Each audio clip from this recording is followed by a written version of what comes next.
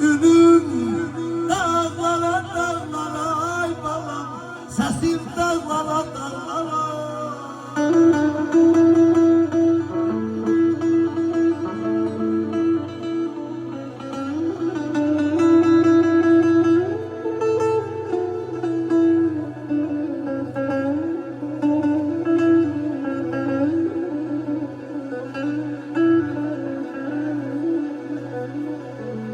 Atım yoktu cehennemde,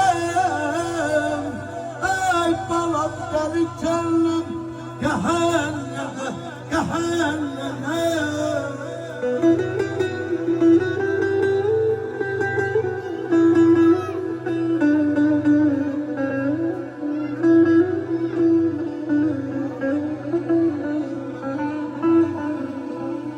Yolum düşür şehirlere, üzüm dağlara dağlara.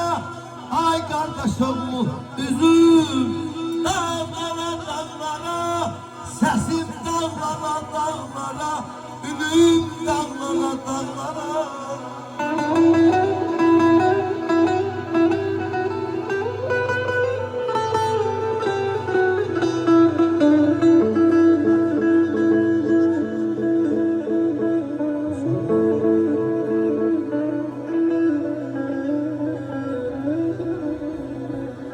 Ben de bu yerin oğluyam, yerin oğluyam.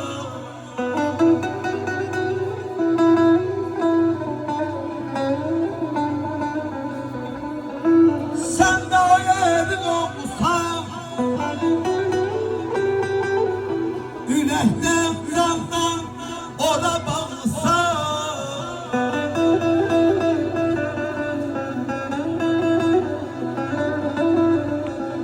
Fəhlədirsən, Qarabağlısan, Azərbaycanlısan.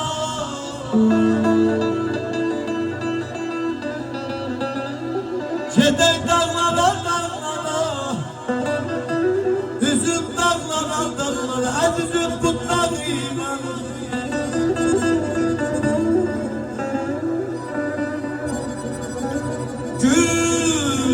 Gül sınar bu dağ ilə, bu dağ ilə.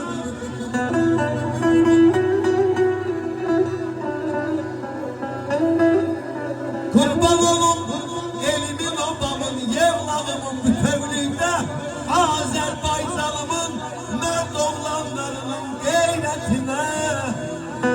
İmkan vermediler biz ölək bu dağ ilə, Qarabağ həsrəti ilə, Laçın həsrəti ilə bu dağ ilə.